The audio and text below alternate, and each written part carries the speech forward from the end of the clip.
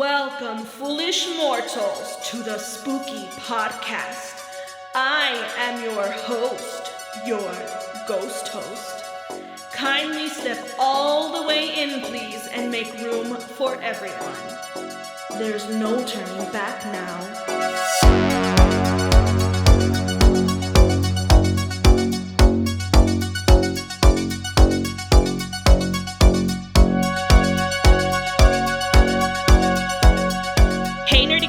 Welcome back to Not Another Spooky Podcast, where I'm your ghost hostess, Mandy Spooks, and you, my listeners and community, are the co-hosts. On this show, we fangirl over spooky pop culture and learn from it too.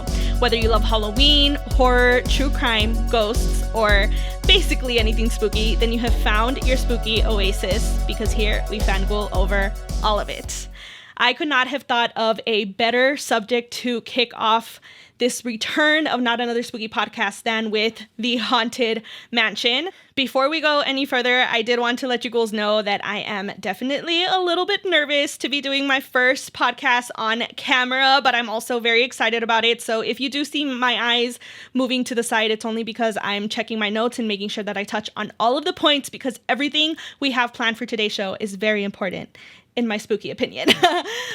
So I just wanted to start off by saying that the timing of the Haunted Mansion could not have been better planned.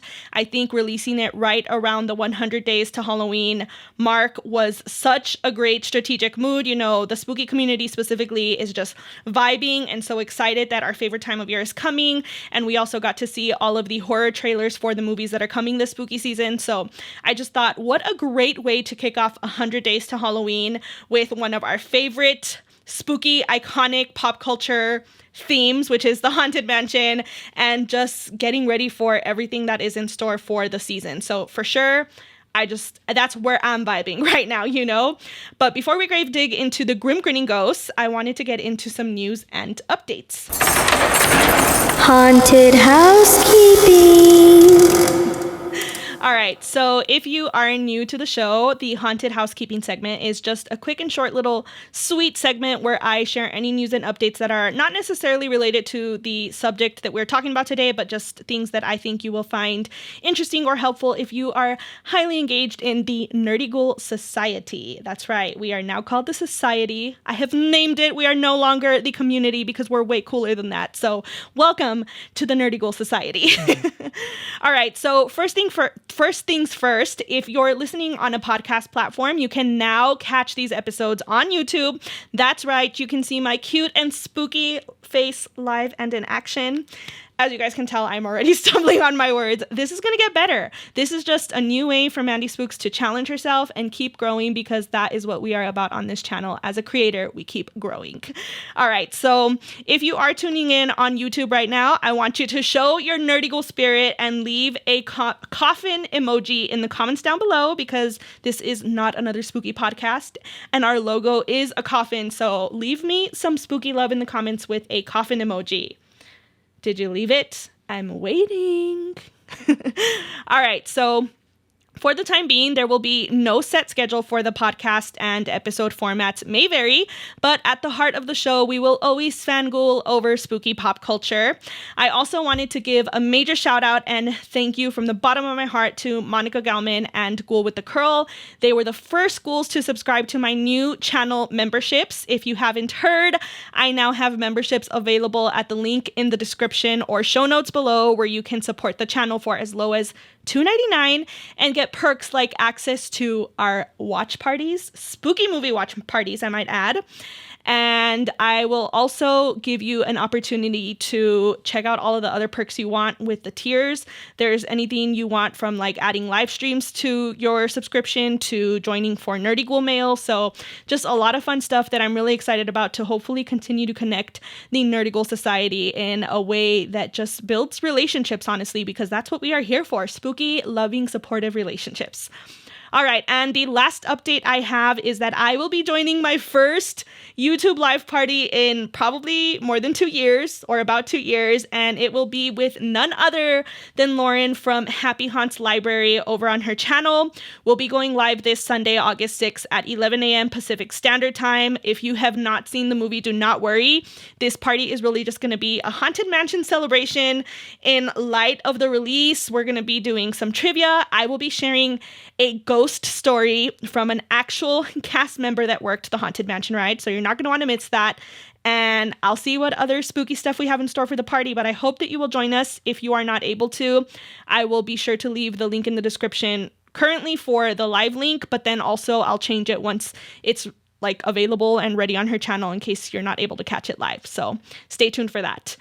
And I think that is all the haunted housekeeping I have for you today. If you have been tuning into the podcast for a while, this is usually the spot where I tell you we share a cup of brew and talk about how we're keeping the spook alive. I realize that now I get to show you my cup of brew, which is so awesome. Sorry, I almost bumped into the mic. This is my Haunted Mansion mug. I am actually drinking water today because I was so nervous. I was just like thirsty and I needed to make sure I had what I needed. Some ASMR. But I am going to be saving Keeping the Spook Alive for another episode because I have so much to share with you ghouls that I just could not cram it into this one episode, if I'm being honest. So I need to take a little quick drink here. And we will get into the Haunted Mansion. Are we ready? All right.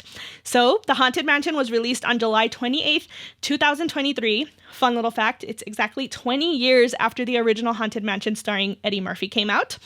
The movie was directed by Justin Simeon. I hope that I'm pronouncing that correctly. Something very special about him is that he was a previous cast member of the Haunted Mansion, which people feel has brought a lot of true nostalgia and feelings of the ride itself. So that's a fun little fact for you ghouls. The movie is starring Lakeith Stanfield as Ben Mathias, Rosario Dawson as Gabby, Owen Wilson as Father Kent, Tiffany Haddish as Harriet, Danny DeVito as Bruce Davis, Jamie Lee Curtis as Madame Leota. Sorry, I couldn't see. And then Chase Dillon plays Travis. And Jared Leto, of course, none other than Jared Leto. How could I not mention him as the Hatbox Ghost? So this movie surprisingly has an 85% rating on Rotten Tomatoes, specifically for the audience rating. I always share the audience rating because around here we don't believe in the critic reviews because we are fangirls here and we're just here for the fun of it. I wouldn't be covering something that I do not absolutely enjoy and love to talk about. So that's a fun little fact for you ghouls here. You can always expect positivity and fun vibes from this ghoul. All right, so the summary, according to IMDb, reads, a single mom named Gabby hires a tour guide, a psychic, a priest, and a historian to help exorcise her newly bought mansion after discovering it is inhabited by ghosts. Okay, so in comparison to Eddie Murphy's Haunted Mansion, 50% of nerdy ghouls agreed that both movies were good in their own way. And I went on to ask how many of you were either disappointed and expected more, got what you were expecting, or got a movie that was even better than you had expected or hoped for. And 82% of nerdy ghouls all said that the movie was better than they had hoped for, which I think sets a very high expectation of what to expect in our notes today, right? So I don't want to waste any more time. I'm going to jump right into my overall thoughts, and then we're going to get into the co-host comments and submissions that you all sent to me on Instagram at Mandy Spooks. So first and foremost, this movie was such a beautiful way to address the circle of life. It's something that I really loved about this movie and something I feel is just like brewing in pop culture right now. You know, we had Barbie come out the week right before talking about how Barbie is becoming like self-aware and ask, do you guys ever think about dying? And there's just this very healthy conversation going on about death right now. And I feel like this movie brought that conversation full circle. It truly encompasses everything that this ride is meant to do. You know, it brings awareness to life and death and the afterlife. And the movie finds a way to talk about how important the process of grieving and healing is. And I think that that is just something so beautiful to bring to light, especially with a strong male character.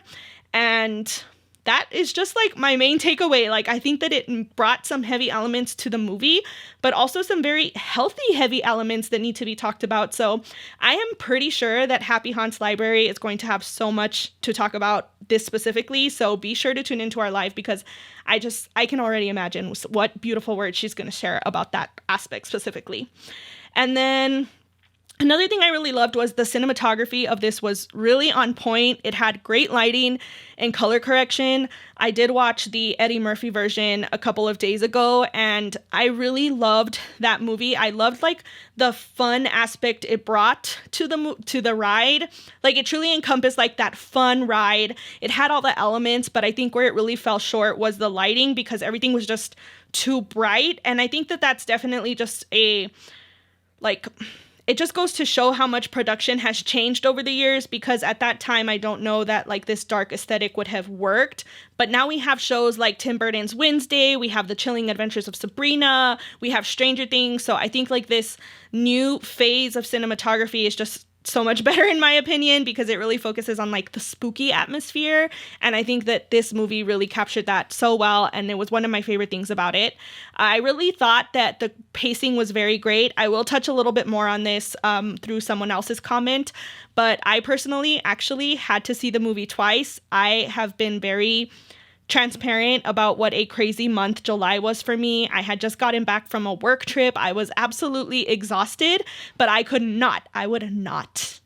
never miss a premiere for a spooky movie like this. So I had to go on opening night, but I will admit it was a very bad decision, because I was so exhausted that I just could not process the slow parts of the movie.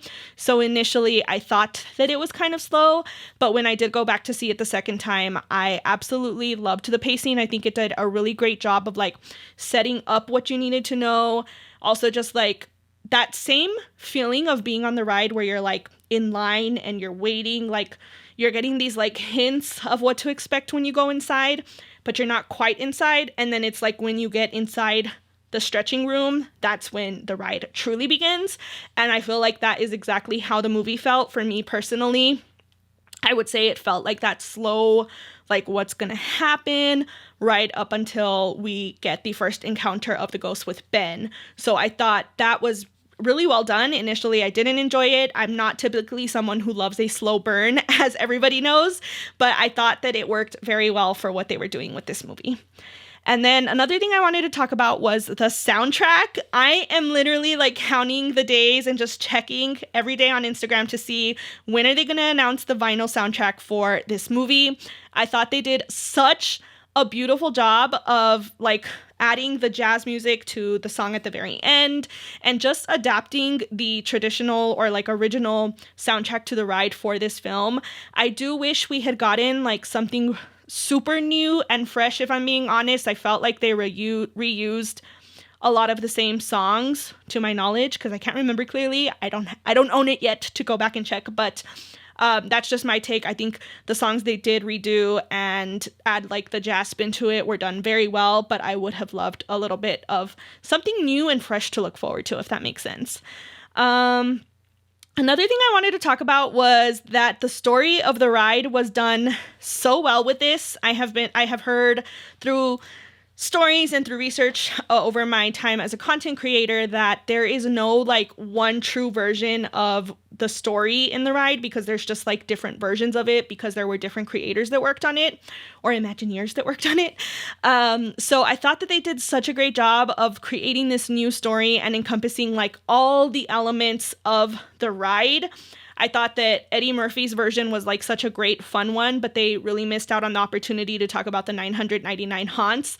And I thought that it was so great that they really didn't tease that much of it in the trailers. I even saw in interviews people would ask like the director, like, so is there really 999 haunts in this movie? And he kept it very vague. And I really loved that, because I went into the movie not expecting what it really was. I apologize if that's considered a spoiler. I don't think it is, but I just really loved that they made it a cohesive story, and I just appreciated that. And I have a lot more to say, but I have found my thoughts usually come up naturally with whatever you all are submitting. So let's grave dig right into your answers. So my first question was, who was your favorite character? And Full Moon Goddess said, Ben, he was sweet, funny, and loved his backstory, end quote. I have to agree.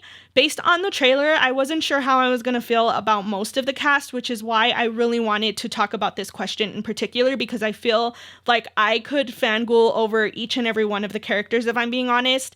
And before I forget, I do want to say that this might be the point where you want to pause if you don't want any spoilers, because it might just like come up naturally through some of these responses. And then Ghoul with the Curl said, Ben and Travis, Ben had me at his crying ability, end quote. Yeah.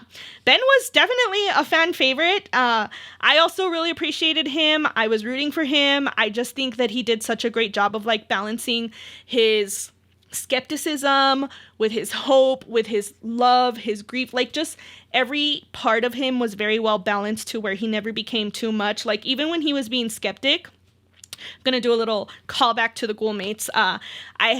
We had feedback in the past that Mr. Spooks was so skeptic that like they just didn't want to hear it because it would take them out of like having fun, if that makes sense. And I thought that they didn't focus on the skepticism so much to where that's how people felt watching it. It was almost in a funny way because we knew deep down that's not what was going to happen, right? That he was wrong and the ghosts do exist in this universe. So I just thought that it was all very well balanced. Rapuano Ashley said, Joe Coy, we got Filipino representation in Haunted Mansion now. Yay, end quote. I thought this is why I love talking to you ghouls about how you feel about movies and stuff, because this is something I would have never noticed. You know, I'm always first to mention when there is like Latina representation or women empowerment, but since I'm not Filipino, that's not something I was looking out for. But I love when you all call out when these things mean something to you. So I will admit, I actually did not know who Joe Coy was, but it turns out Joe Coy is the daytime bartender, I believe, in the scene where he tells Ben that he smells like yesterday. I thought that line was so funny, which is why I knew immediately when I read like he's the daytime bartender. I was like, that's who he is. So I apologize greatly if that is not actually who he is in the scene that I'm talking about. Okay, and then Dapper Dan 915 said, it's crazy Jared Leto was in the movie because I wouldn't have known without the on-screen credit, end quote. Yes, I am so excited to see behind the scenes about this film because I always wonder, like, how much of this was really Jared Leto? Like, if we had not had an actor or someone we knew behind it, like, how much of this character would have still just been the same? But based on, like, the voice and just, like, some of the interactions or, like, actions the character had, I would assume that he did play a bigger role in it than it seems. And if I'm being honest, Jared Leto is a phenomenal actor.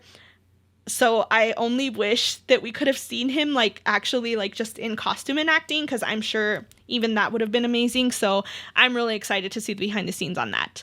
And then a few of you said Harriet and of course Madame Leota, and I wanted to take a moment to talk about each of them. I'll start off with Madame Leota. So unpopular opinion, did not really love Jamie Lee Curtis as Madame Leota, if I'm being honest. I felt that it felt like she was acting. I've talked about this before, where to me, a good actor is someone who, when you are watching their character that they're in, you are not aware of the fact that they played a different character. For example, I'm a big fan of Courtney Cox. I love her character in Friends as Monica, and I love her as Gale Weathers. And when I am watching Gale Weathers, I am not actively aware of the fact like, oh, that is Monica. And vice versa. When I'm watching Monica, I'm not like, oh, that is Gale Weathers. When I was watching Madame, I was like fully aware that is Jamie Lee Curtis playing Madame Leota, if that makes sense.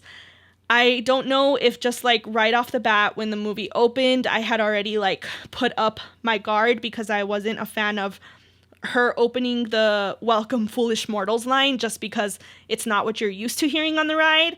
And now as I'm saying this, I'm feeling like I'm sounding anti-feminist, which is not the case.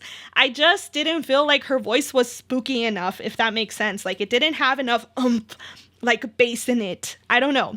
Because I will say also like at the end when Harriet is reading the like when hinges creak, like that sounded stronger to me. So I almost wish it had opened with Tiffany Haddish's voice instead. I don't know. Don't come for me in the comments. We are all entitled to our own opinion. I also will say that I am very partial to Jennifer Tilly's Madame Leota in Haunted Mansion. Like, I think she just plays that role so well. So I don't know. It wasn't what I was expecting for Madame Leota, if I'm being honest. But on the other hand, Harriet, I think for me was a show stealer. I loved Harriet so much, which was a very unexpected surprise for me because I'm not the biggest fan of Tiffany Haddish. I feel like she went through this phase of like being strictly comedy and then trying to switch to being a serious character, and it like you just forget, like you can't forget also that she is a comedian. But in this movie, I really loved how her character progressed. I loved that it was this play on like she seems like she's pretending to be confident, but then by the end of the movie, you realize that she's not actually confident. She's kind of doing that whole like fake it till you make it.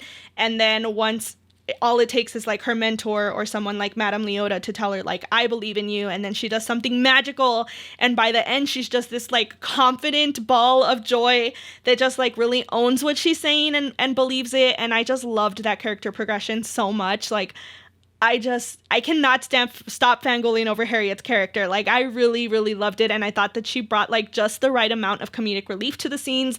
I could go on forever, honestly. So let's move on to the next question. So the next question was, who was your favorite ghost? So Alice in Wanderlush said, Hatbox Ghost. I even wore a Hatbox Ghost shirt to the theater. Haha, end quote.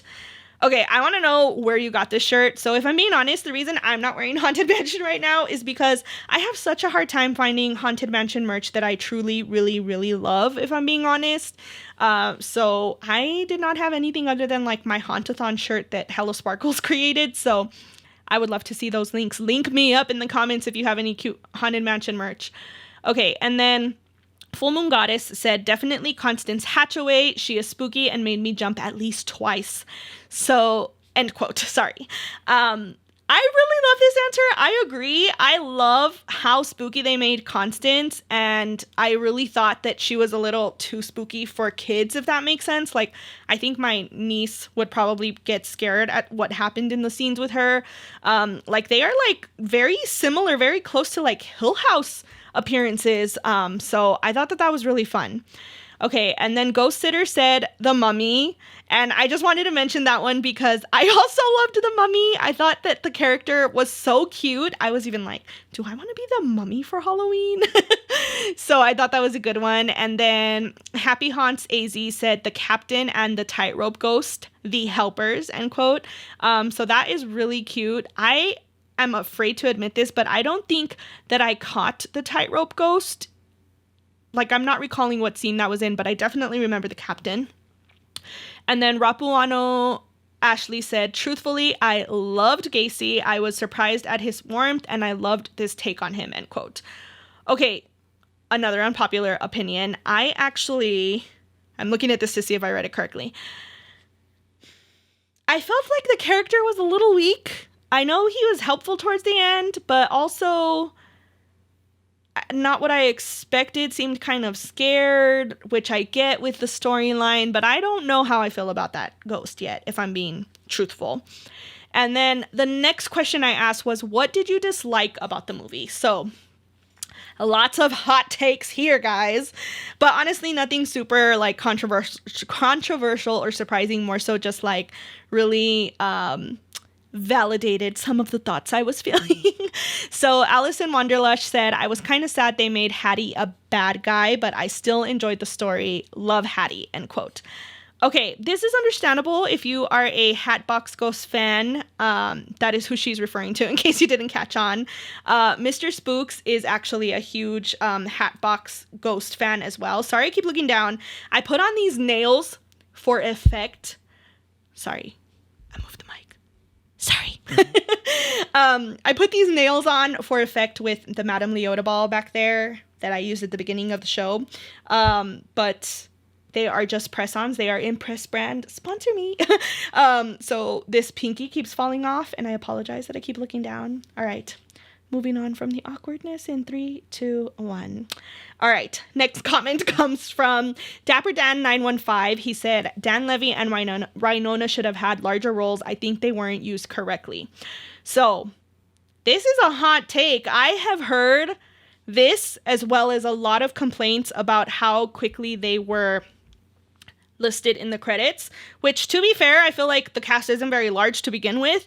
But I do agree that I personally felt that they were just like thrown into the movie to say they were in the movie, if that makes sense. Like they could have had a very much more active role. And that also leads us into Monica Gauman's comment, which said Rosario Dawson was underutilized. And she said, I do wish it had been a bit more scary as it might have been if Guillermo del Toro had stayed on the project, end quote. So I also felt like Rosario Dawson could have been utilized more. I really loved Gabby's character. I thought she was very like heartwarming, like playful just enough, but not like overly playful where it's corny. Like she just felt genuine.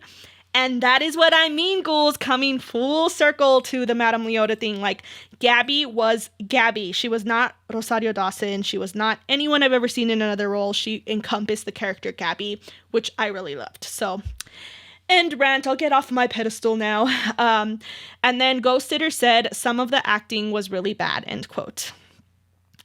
I mean, that pretty much sums up the things I just said. I think there was a very good combination, or not very good, but there was a very solid combination of good and bad and in between. But overall, I felt that the cast came together very well, which was something I meant to say before we went into this question. It's just that as I saw the trailers and the announcements for who the cast was, I was very disappointed. I was like, how are these actors gonna like work together? I don't like where this is going. Like, this is gonna be not serious. It's gonna be a joke. But I really thought that all of the characters worked really well together once you understand the storyline, specifically Owen Wilson's character with the big reveal at the end. Like, I actually thought it came together really well, and I don't even know if I would recast anyone or ask for anything differently because it was just a very odd but pretty decent mix when they came together. So that's my thoughts on it. And then we had a longer submission from Rapuano Ashley, and she said it felt like they wanted to take it in a really deep route in terms of the emotional journey along with the PG-13 elements. But let's be honest, it's Haunted Mansion. We're here to see dancing ghosts, no need to reinvent the wheel. I also watched it super late and was very sleepy, so that might have something to do with me losing attention at points, end quote. Okay, so that pretty much validates how I felt about it as well. I did mention that I had seen it once. I missed a lot of parts, if I'm being honest, specifically the parts that had no action in it. I actually, when I went to see it the second time, I swore I had like actually fallen asleep at some points because I didn't remember certain scenes. But I will also say that I really enjoyed those deeper elements to it because of the awareness it's bringing to a lot of topics and conversations about handling death and grieving and going through those steps. So I don't really have a problem with it. I think the problem I had with the movie was that, how do I say this? It was cute. It was spooky. It was like on the verge of horror, but then they'd pull back right away. And in my opinion, the movie was too spooky for kids and not spooky enough for adults. And I get that that is that is what the ride is known for. It is at Disneyland. It is at a kids theme park. But I just felt like the movie should have picked a side or leaned into the spookiness a little more. Like I mentioned, Constance Hatchaway is a little too scary for my niece, in my opinion. So if we were going to go there, why not just go all the way, if that makes sense? So that was my gripe with the movie. Every time there was like a spooky scene that came up, I'd get like super hyped and into it, and then it'd be over before I knew it and back to like a comedic relief line, which is fine. Like I said, that's kind of what Haunted Mansion really is, but I would have loved to see it more on the horror side. Definitely on the Guillermo del Toro side, like Monica had mentioned. Okay, and then we have, what was your favorite part? So on to the positive. Dapper Dan 915 said, the stretching room scene and all the scenes with the original attraction effects, end quote. I agree. I will tell you guys, most of you submitted a very similar response to this. A lot of you said that it felt exactly like the ride. So I think that was definitely done spot on. Full Moon Goddess said the cemetery scene at the end quote. Okay. I want to focus on this a little bit because this was one of the scenes that I was mentioning I felt was over too soon. So the scene where Hatbox, or Hattie as Alice in Wonderland called him, is falling down. I loved that scene so much, but I also hate it because I feel like more could have been done with it. I feel like it could have lasted longer. I really, really, really, really wanted to see like a glitch between Hatbox Ghostface and Jared Leto. Like that would have been such a great way to tie in that it was actually Jared Leto. I don't know if it was like a timing or a money or an effects thing, but I felt like there was such an opportunity missed there to do more. Like that scene was just so good. It did not satisfy with how quickly it went by. So I will die on that hill. Like that is the one thing I can't get past. It was such a good scene and they could have done more and extended it. All right. And then Ghost Sitter said when they did reverse seance and he went to the other side, so cool, end quote. I agree. I really, really loved all of the seance room scenes, the way they discover it, the way, even like the part where Harriet like starts snoring and they think like she's like BSing them. Like that's what I mean. Like she is so, like she's just such a like enlightening character. Like she is what she is. Like she's confident, but you know, like she's not actually confident. And like how relatable is that as a woman? Let's be honest. So yes, believe in your magic. Don't be Harriet. I am your Madame Leota. Believe in your magic walls. Okay, and then Happy Haunts AZ said, love the whole thing, loved how it ended on Halloween, end quote. Okay, I'm really surprised more of you did not mention this part, that it ended on Halloween, but I loved that, and that like beautifully brings together full circle my thought about how this was just like such the perfect movie to get us hyped for spooky season, because the movie is not about Halloween, but it ended on Halloween, which in my opinion means it is officially spooky season. Just saying. All right. And then Ghosted Easy said, I still can't stop laughing about the God give us a break prayer, end quote. Okay. So I admit this was one of the scenes that I missed. So I was really glad I asked the questions before rewatching the movie. But once I saw the movie, I was like, Ghosted Easy, I see you. That was the quote you were talking about. So it was a pretty funny line. And then Rapuano Ashley said, I really enjoyed the whole later half of the film. Once Lakeith's character finally embraced the whole ghost aspect of it all and started interacting with them more. But once we got into the world of all the ghosts, that's where I was super sold and smiling ear to ear, end quote. Yeah, I agree. There is definitely a like somberness buildup to the ride portion, like I had mentioned. But at the heart of it, like you are definitely smiling at a lot of parts of this movie, which I really loved. And then Monica Galman said, set design and attention to detail was phenomenal. I truly felt like I was in the mansion. I love the feel of New Orleans and the way they shot the scenes in town. Owen Wilson was pleasantly understated. I loved getting the backstory of many ghosts. The stretching room scene was super cool, end quote. So I think Monica phrased that really well, that Owen Wilson was pleasantly understated. And I agree. Like I said, all of the characters worked really well together. So I think that pretty much does cover all of my thoughts on the movie. Let me know in the comments down below if you have any additional thoughts that we didn't get to discuss. I'd love to discuss them with you further in the comments. If you're new around here, then we always sum up our entire rating with a very special segment that I'm not going to say yet, because I do want you to stick around because there are still additional thoughts about the sequel and some other closing thoughts. But before we get into all of that, we do have to close up our review with It's Freakin' Bats.